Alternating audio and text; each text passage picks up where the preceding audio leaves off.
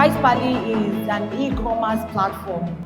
We are honored, first of all, in Price Pally to have you, to collaborate with you, for us to move ahead and get things better done.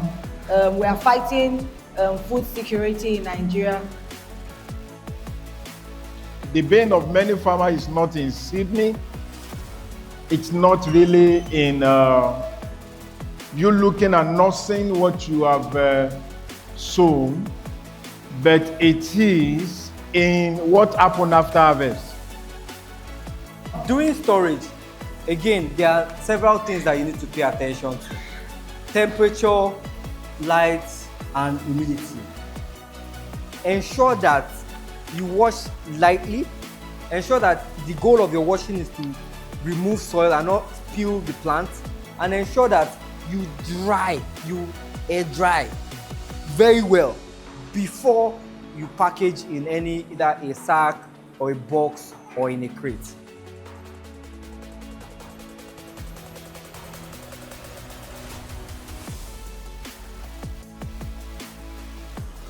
Okay, so the key takeaway here is that, number one,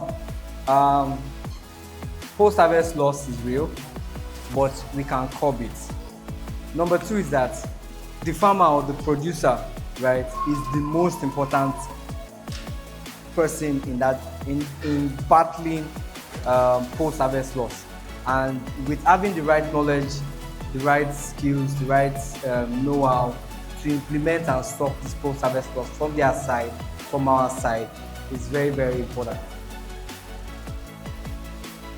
I've been corrected that harvesting in the afternoon is not too good for our produce because of the heat they will retain.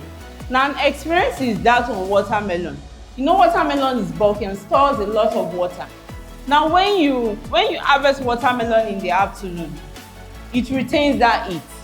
Now, what we don't know is that if you store that like that with that heat, without allowing it to cool down, you'll find out that later on, if I give it 2 days or so without cooling, it gets spoiled on time. The program was initially, I said, they did not see how we can get fertilizer and etc. They said the handling of the post-harvesting. What did they want to even really tell us? But I can see a lot of, because a lot of losses have made, which I did not know. But now I can see where that make me to know that I'm even the problem of myself.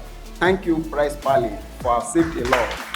The high point of it is that on my own, there are technologies I can develop, that is cost effective, that I can use to salvage the situation and the little challenges that may pop up in the process of transporting, harvesting, transporting, handling, and then selling, and also making higher returns.